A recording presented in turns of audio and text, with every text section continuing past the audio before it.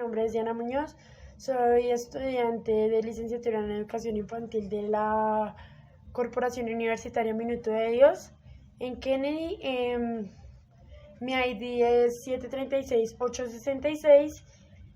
Pertenezco a la clase de Desarrollo Social Contemporáneo con el NRC 2167. Comenzaré hablando por los hitos históricos del modelo de desarrollo dominante. Voy a hablar del siglo XVI, que era cuando se definía como una manera universal satisfactoria, y pues esa época inició con el descubrimiento, como también se dio las denominaciones modernas de lo demás, ¿sí? Como el ser inferior con el Tratado de las Tordesillas, que fue la que se celebró en el año de 1533, y que fueron las monarquías de Portugal y España. Ahí fue donde arrancó la construcción de las periferias,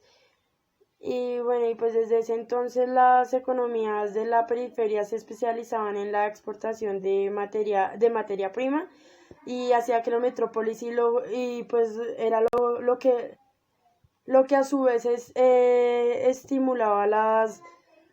resoluciones industriales. Y pues además de eso, las periferias también se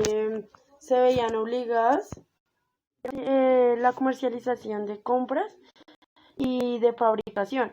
y pues con ello la periferia de los élites locales se convertían en la correa de transmisión de los intereses de los centros metropolitanos, y aseguraban de un lado el saqueo de los recursos naturales de sus países, y así podían obtener cambios como del poder económico o respaldos de políticos de la latinoamericana, ¿sí? La latinoamericana. Y pues para las clases dominantes de la independencia de las épocas de la instauración de las primeras repúblicas liberadas, que esa ya fue iniciada a inicios del siglo XIX, que era donde ya contribuían pues los mestizos, los negros y los indios, que eran razas inferiores y atrasadas, a las cuales serían pues legítimas a dominar y expropiar, y asimismo pues para educar y pues poder conducirlas hacia el progreso y las urbanizaciones. Para los forjadores, que pues eran los de la República Latinoamericana, y la modernización de la sociedad, bueno, era la social y la económica, y así pasaba por las aplicaciones de prácticas disciplinarias de las sociedades tradicionales,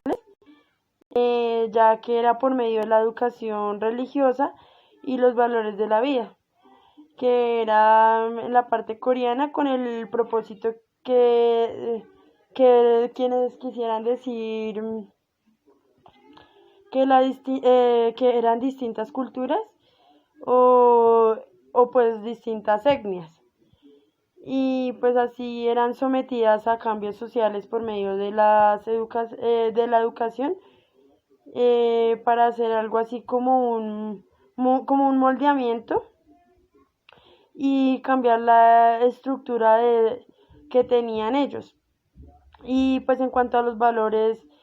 era el pensamiento y las creencias, y pues también el modo de producir de tal forma el pensamiento y los ideales estadounidenses y los pensamientos europeos,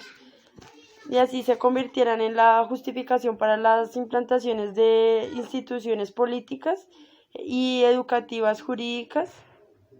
que eran las economías, bueno, y entre otras. Entonces la cultura latinoamericana se convirtió en una sociedad imitadora que permitió que perdió su origen y su creatividad. Y el fin de la guerra mundial llega a la celebración de un pacto que equilibraba el poder entre las potencias vencedoras y pues se conocía como el Tratado de Versalles y fue un acuerdo que se hizo en, pues en todo el país donde se presentó, bueno, donde se pretendía